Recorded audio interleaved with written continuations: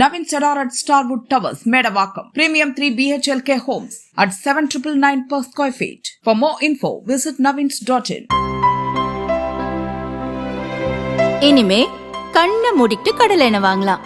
ஏன்னா மந்த்ரா கடலை எண்ணெய் இதயத்தின் தயாரிப்பு. வறுக்க பொரிக்க ஏன் எல்லா சமையலுக்கும் மந்த்ரா தான். மந்த்ரா கடலை எண்ணெய் அபார ருசி, ஆரோக்கியமான உடல் நலம்.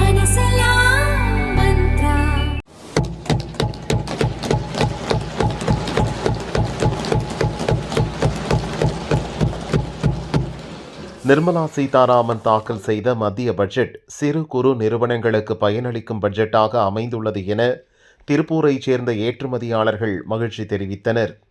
ஆனாலும் அமெரிக்க வரி விதிப்பால் பாதிக்கப்பட்டுள்ள நிறுவனங்களுக்கு எந்த சலுகையும் அறிவிக்கப்படாதது ஏமாற்றமளிப்பதாக கூறினர். சமீபத்தில் இந்தியா மற்றும் ஐரோப்பிய ஒன்றியம் இடையே கையெழுத்தான வரியில்லா வர்த்தக ஒப்பந்தம் இந்திய ஏற்றுமதியாளர்களுக்கு மிகப்பெரிய நன்மையை தரும் எனவும் கூறினர். இந்த பட்ஜெட்டை ஏற்றுக்கொண்டீர்களானால் டெக்ஸ்டைல், ரெடிமேட் கார்மெண்ட்ஸ், எம்எஸ்எம்இ செக்டாருக்கு ஒரு முக்கியத்துவம் கொடுத்து எடுத்துள்ள பட்ஜெட் ஆகும். முதலில் எம்எஸ்எம்இ என்று எடுத்துக்கொண்டீர்கள் என்றால் 3 tier சப்போர்ட் ஃப்ரேம் ஒர்க் எம்எஸ்சிக்காக எக்ஸ்டெண்ட் பண்ணியுள்ளார்கள். 7 லட்சம் கோடி எம்எஸ்எம்இ கிரெடிட்டுக்காக ஒதுக்கியுள்ளார்கள். 10,000 கோடி அளவில் சிறு குறு தொழிலுக்காக ஒதுக்கியுள்ளார்கள்.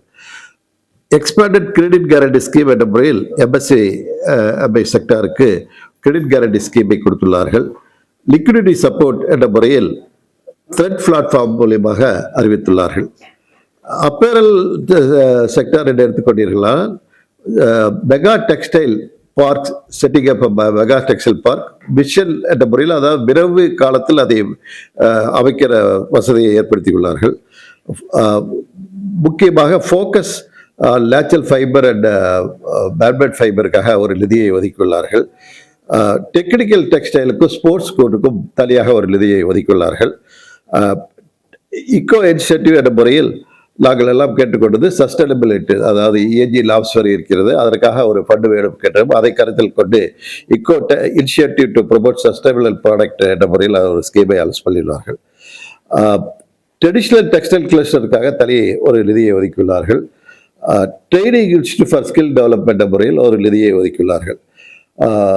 முக்கியமாக நாங்கள் லேடிஸ் ஹாஸ்டல் வேண்டும் என்று கேட்டிருந்தோம். அதை அவர்கள் டிஸ்ட்ரிக்ட் ஒரு லேடிஸ் ஹாஸ்டல் என்ற முறையில் நிதியை ஒதுக்கியுள்ளார்கள். அதற்கு பதிலாக நாங்கள் கிளஸ்டர் வைஸ் லேடிஸ் ஹாஸ்டல் கொடுத்தால் அது வசதியாக இருக்கும். தொழில் இல்லாத டிஸ்ட்ரிக்டிலும் லேடிஸ் ஹாஸ்டல் வருவதை விட கிளஸ்டர் என்ற முறையில் லேடிஸ் ஹாஸ்டல் கொடுத்தால் வசதியாக இருக்கும். ஸ்கில்லிங் என்ற முறையில் முதலிலே சப்ரத் ஸ்கீம் என்ற ஒரு ஸ்கீம் இருந்தது. அதை இந்த வருடமும் சப்ரத் 2 என்ற முறையில் அந்த ஸ்கீமுக்காக நிதியை ஒதுக்கியுள்ளார்கள். இன்ஃப்ராஸ்ட்ரக்சர் என்று பார்த்தீர்கள் என்றால் முக்கியமாக ஒரு கண்டெய்னர் மேனுஃபேக்சரிங், எங்களுக்கு கண்டெய்னர் ஷார்ட்டேஜ் எப்போதுமே இருந்து கொண்டு இருக்கிறது. ஏனென்றால் அதை இந்தியாவில் மேனுஃபேக்சர் செய்வதில்லை. அது இந்தியாவிலேயே மேனுஃபேக்சர் செய்வதற்காக கண்டெய்னர் மேனுஃபேக்சரிங்க்கு ஒரு தனி நிதியை ஒதுக்கியுள்ளார்கள். அதுவே வரவேற்கக்கூடிய ஒன்றாகும். பொதுவாக இந்த பட்ஜெட் growth ஓரியன்ட் பட்ஜெட்டாக இருக்கிறது. ஆனால் நாங்கள் வைத்த கோரிக்கை, அதாவது அமெரிக்கல் ஏற்றுமதிக்கு நாங்கள் ஒரு மார்க்கெட் ஃபோக்கஸ் ஸ்கீம் என்ற முறையில் ஒரு ஃபண்டு வேண்டும் என்று கேட்டிருந்தோம். அதை இந்த பட்ஜெட்டில் அறிவிக்கவில்லை. நாங்கள் வேண்டி கேட்டுக்கொள்வதெல்லாம் மாண்புமிகு நிதி அமைச்சர்கள் எங்களுடைய நிலையை உணர்ந்து, உண்மையான நிலையை உணர்ந்து இந்த மார்க்கெட் ஃபோக்கஸ் ஸ்கீம் என்ற ஒரு ஸ்கீமை இமீடியட்டாக அறிவித்தார்களால் எங்களுக்கு அது மிகவும் உதவியாக இருக்கும். பொதுவாக அமெரிக்காவுக்கு ஏற்றுமதி செய்யும் ஏற்றுமதியாளருக்கு அது ஒரு விடிவாக அமையும். அமெரிக்கா ஏற்றுமதியாளர்கள் எல்லாம் இப்பொழுது ஒரு பெனால்டி என்ற முறையில் பயலுடன் அந்த 25% பகிர்ந்து கொண்டிருக்கிறார்கள். சில ஏற்றுமதியாளர்கள் 18%, 20% பகிர்கிறார்கள். அதனால் இவ்வளவு நாள் வரை சமாளித்துக் கொண்டிருந்தோம். இப்பொழுது அது எல்லை மீறி போய்விட்டது. அந்த சமாளிப்பதற்காக எங்களுக்கு ஒரு மார்க்கெட் ஃபோக்கஸ் ஸ்கீம், அமெரிக்கா ஏற்றுமதிக்கு ஒரு 20% மார்க்கெட் ஃபோக்கஸ் ஸ்கீம் என்று கேட்டிருந்தோம். அதில் அவர்கள் கேஷா கொடுக்க வேண்டியதில்லை, ஸ்கிரிப்பாக கொடுக்கலாம். அந்த ஸ்கிரிப்பை நாங்கள் மற்ற இறக்குமதி போன்றவர்களுக்கு உபயோகித்துக் கொள்ளலாம். ஸோ அந்த மார்க்கெட் ஃபோக்கஸ் ஸ்கீமை தயவு செய்து அவர்கள் அறிவிக்க வேண்டும் என்று வேண்டி கேட்டுக்கொள்கிறோம். யூரோப்பியன் எஃப்டிஏ என்பது ஒரு பெரிய வரப்பிரசாதமாக நமது இந்திய டெக்ஸ்டைலுக்கும் கார்மெண்ட் ஏற்றுமதியாளருக்கு அமைவதாகும். இதை நாங்கள் கிட்டத்தட்ட 20 வருடங்களாக இதுக்காக முயற்சி செய்து கொண்டிருந்தோம். முக்கியமாக பார்த்தீர்கள் என்றால் பங்களாதேஷ், வியட்நாம், கம்போடியா போன்ற நாடுகளுடன் எங்களால் போட்டி போட முடியவில்லை. நாங்கள் இப்பொழுது 16-17 பில்லியன் பண்ணினாலும் பங்களாதேஷுடைய ஏற்றுமதி 40 பில்லியனுக்கு மேலாக இருக்கிறது. அதுக்கு முக்கிய காரணம் ஐரோப்பிய நாடுகளில் உள்ள இறக்குமதியாளர்கள் அங்கு 11% வரியை அவர்கள் இறக்குமதி வரியை கட்ட வேண்டியதில்லை.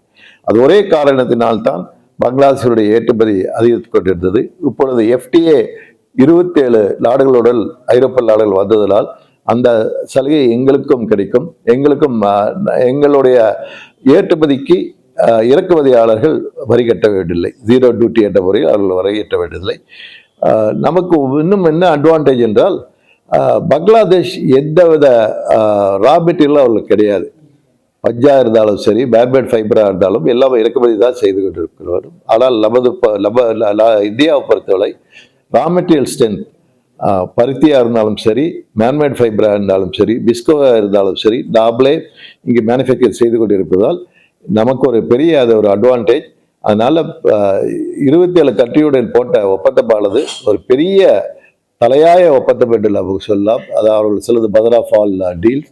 ஸோ இந்த ஒப்பந்தம் ஏற்றுமதியாளருக்கு மாத்திரமில்லை, விவசாய பெருமக்கள் முதல் கொண்டு இதை பயன்பெறுவார்கள். ஏனென்றால் ஏற்றுமதி அதிகரித்தால் பஞ்சோடைய உற்பத்தியும் அதிகரிக்கும், டெக்ஸ்டைல் மில்லில் நூல் உற்பத்தியும் அதிகரிக்கும், ப்ராசஸிங் ஹவுஸுக்கும் அது பயன்படும்.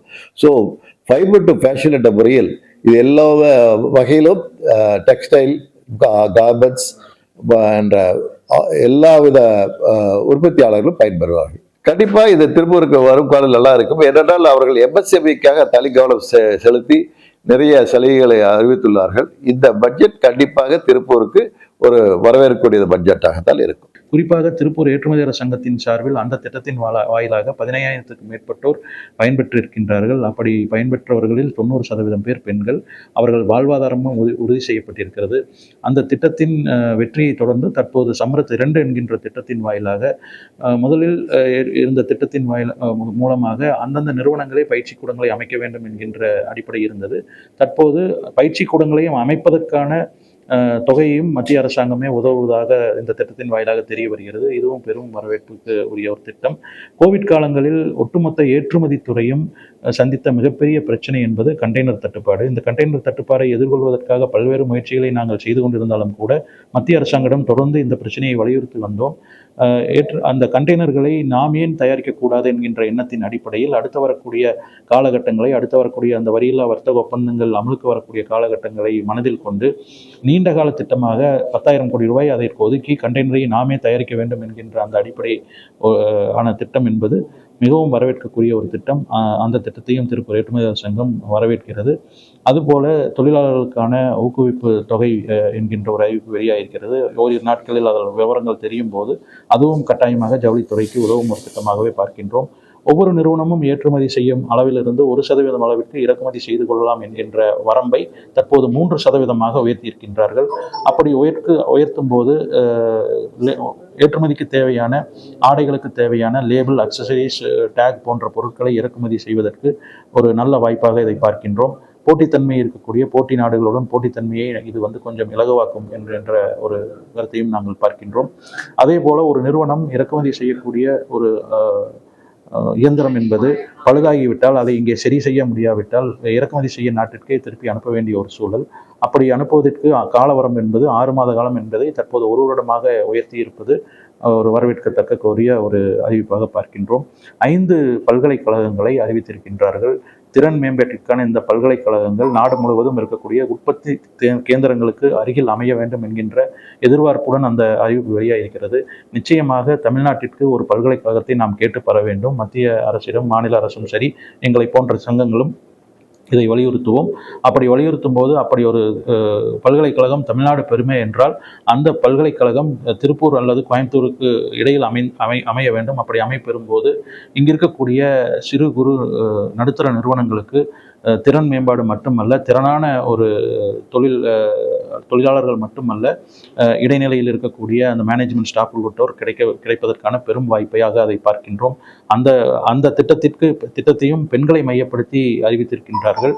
பெண்களுக்கான தங்கும் விடுதியும் அதில் ஒரு பிரிவாக சேர்த்திருக்கின்றார்கள். அப்படி வரும்போது அந்த திட்டத்தின் வாயிலாக தமிழ்நாட்டில் ஒரு மிகப்பெரிய அளவில் பெண்களும் பயன்பெறுவார்கள். அடுத்து வரக்கூடிய ஒரு 30-40 வருடங்கள் ஒரு இளம் வயது கொண்ட ஒரு நாடாக இந்தியா உருவாகியிருக்கக்கூடிய நேரத்தில் இந்த நிதிநிலை அறிக்கையானது இளைஞர்களை கொண்டே இந்த நாட்டின் பொருளாதாரம் கட்டமைக்க வேண்டும் என்கின்ற நோக்கத்தில் உருவாக்கப்பட்டிருக்கிறது.